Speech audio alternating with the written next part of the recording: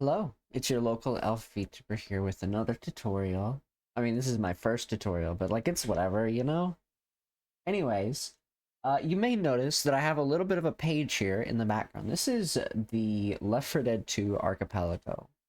And I've got a little bit of a tutorial because I know some people have been a little bit confused when it comes to installing the mod that, well, the files that make up the whole deal that is the archipelago. Now, I'm going to try to do this all in one take. I might mess up, so I'll do my best to explain everything, but I'm not great at explaining things. So I will try to keep it short, and I will try to keep it sweet, so that it is easy to understand. Anyways, as I was saying, with the GitHub here, this is our GitHub for the Left 4 Dead 2 Archipelago. And you might see a little bit of a thing about releases over here that we'll talk about this in a second. So when we scroll down here, we have a bunch of stuff, a bunch of yapping. I'm just doing a bunch of yapping. That's all it really is.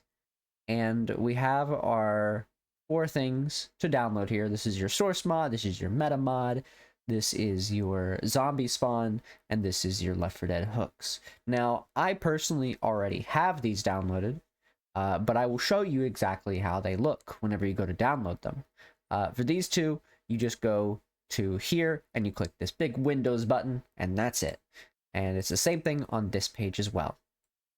Now, on the other page, you have a bunch of stuff. All you need from this page is to scroll down to the bottom of the first post and hit the Left 4 Dead SMX file. And then you'll throw that into a folder that I'll show you here in a bit. As for the Left 4D hooks direct file, you'll scroll down and there'll be another thing at the very bottom of this post. It'll be a zip, and all you do is follow the instructions here that is right here. It'll say download the .zip and extract the files into their respective folders in your servers. So I'll show you real quick what that looks like, just because I think it's probably a good idea. So in our source mod, sorry Wenrar, not yet. Your time is coming though. In our folder here, you have your source mod folder, and you have a bunch of stuff in here.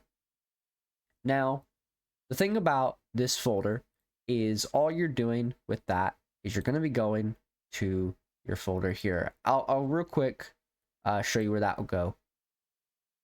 So after you've done all that, you basically would drag this folder over to here, and it would overwrite your source mod folder, and that's pretty much it.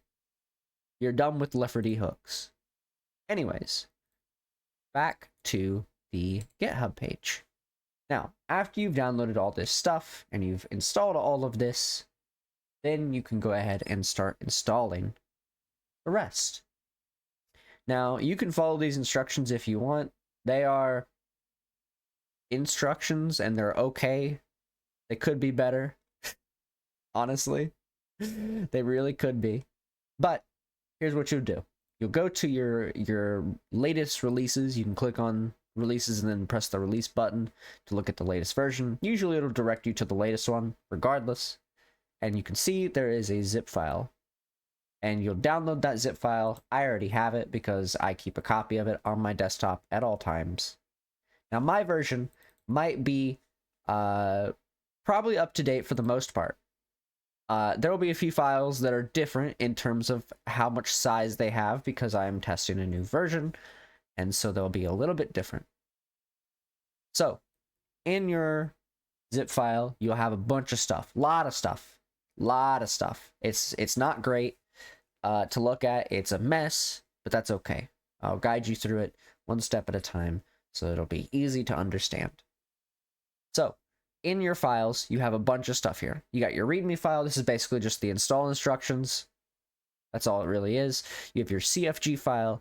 You have a VPK file. You have your AP World file. You have your client. I'm going to rename that to something later. Probably just Left 4 Dead client. And then you have 2 folders with SMX files and data folder files. So your CFG folder, if you look over here to the Left 4 Dead Left 4 Dead 2 folder, there is a add-ons folder where all your add-ons are, and then there is a CFG folder where the CFG will go. It goes into your CFG and then into your source mod. And this over here is where this will go. Now, don't worry about the Left 4 Dead hooks.cfg here. That will install itself directly when you install it. Now, the CFG is being tweaked a little bit here and there. Mine is a bit different than how yours is, so to say. And so I'll be updating that as more releases come out, or if people want the most recent tweaks on that. Aside from that, you go to your add-ons folder, and here is where the fun begins. So, your VPK file here, you would drag and drop into this folder, as you can see, and then you'll work your way into your source mod folder. Now, in your source mod folder, we'll go ahead and do the first step because it's pretty easy. You'll go to your plugins folder, and then you will go over here to your zip file and go into your SMX files. And what you can do is you can drag and drop all of them into here, and you'll see that they're in here, and there's a bunch of stuff. Now, if you remember, we have our L4D Z-Spawn SMX that I talked about earlier from the GitHub page. It also will go in here, into your plugins folder, after you have installed source mod and metamod and Left 4 Dead hooks and the spawn thing. That will also go into that folder, and only into that folder. Now, for the final step, you'll go into your data folder over on the zip, and then you'll go into your data folder in your source mod. And what you will do is you'll scan these, all three of these, and then drag and drop them into here. After you have done that, you're pretty much set up on the game side. You should probably, in theory, well, probably in a hypothetical situation here, probably run the game once so that it has time to make some certain files that it might not have made, like these two CFG files. It might not make those right away, so it is best to run the game once and then close it, just to make sure that the game doesn't need to make any specific files. Afterwards, you'll go back out here, and just in case it does make a Z-Spawn file, I would recommend waiting to do the CFG probably till after. After is probably a better part. I would drag it over into the source mod CFG folder at the very end, because I think it overwrites it otherwise, but I could be wrong. It might be a good idea to throw that in there at the end. So we'll say that's what it is. So throw your CFG file into your CFG folder last. And then after that, for Archipelago, everything else is pretty standard. And you have your client here. And what you'll do is you can open up your client and take a look at it, and you can see it. Of course, my client is a bit different, so I'm not going to run the one in here because it's different from the one I have. So I will run a separate version of my client real quick, and I will show you exactly what it looks like. Let me go ahead and pull that up real quick. Like I said, my client is very different from everybody else's right now. And not like terribly different, obviously, but it is different enough to where it is not visibly different, but it will be, where is it? I gotta find it. It is different enough so that you will kind of have an idea of what you're looking at. So I'll pull up the client real quick so you can see it. But after that, you've pretty much done everything for the Left 4 Dead side of things. Now my client, obviously, like I said, looks a bit different.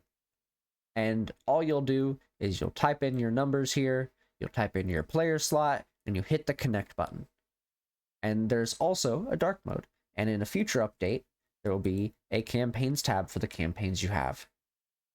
So, regardless, that is everything that you need to know. And I hope that you learned a lot today. And I hope that you have a fun time playing the Left 4 Dead Archipelago. Thank you for watching, and enjoy.